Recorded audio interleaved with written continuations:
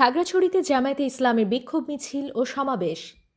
বাংলাদেশ জামায়াতে ইসলামের সহকারী secretary general ATM Azharul ইসলামের নিঃশর্ত মুক্তির দাবিতে বিক্ষোভ মিছিল ও সমাবেশ হয়েছে। মঙ্গলবার 18 ফেব্রুয়ারি সকাল 11টায় কেন্দ্রীয় কর্মসূচির অংশ হিসেবে খাগড়াছড়ি জেলা শাখার উদ্যোগে জেলা আমির অধ্যাপক সৈয়দ আব্দুল মোমেনের সভাপতিত্বে চেঙ্গি স্কোয়ার থেকে বিক্ষোভ মিছিল শুরু হয়ে শহরের প্রধান প্রধান সড়ক প্রদক্ষিণ শেষে মুক্তমঞ্চে বিক্ষোভ সমাবেশ করে।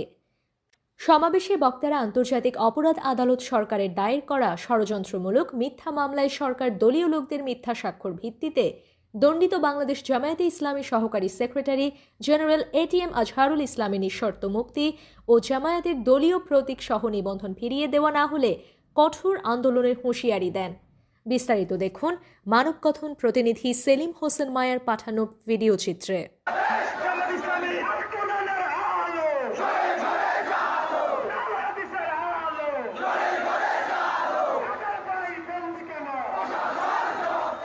ছাত্র জনতার সরকার, ছাত্র জনতার রক্তের উপর গড়ে ওঠা এক সরকার। এই সরকার কেমন এখনো পর্যন্ত এটিএম আজহারুল ভাইকে মুক্তি দেয়নি। এই জবাব আমরা চাই।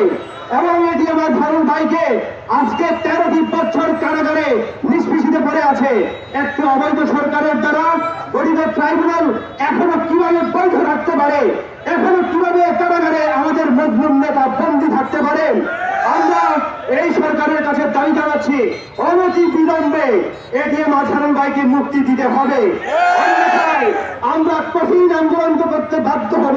অনেক দল, অনেক শাসন আমরা দেখেছি, কিন্তু এখনো পর্যন্ত বৈষম্যের অবসান হয়নি, এখনো চাঁদাবাজির অবসান হয়নি, এখনো জুলুমের অবসান হয়নি, যার কারণে 6 মাস পরে আমাদেরকে আবার রাজপথে নামতে হয়েছে। তাই প্রিয় ভাইরা, আসুন আমরা সরকারকে কঠোর বার্তা দিতে চাই, অবিলম্বে আজহারুল ইসলামের মুক্তি দিতে হবে।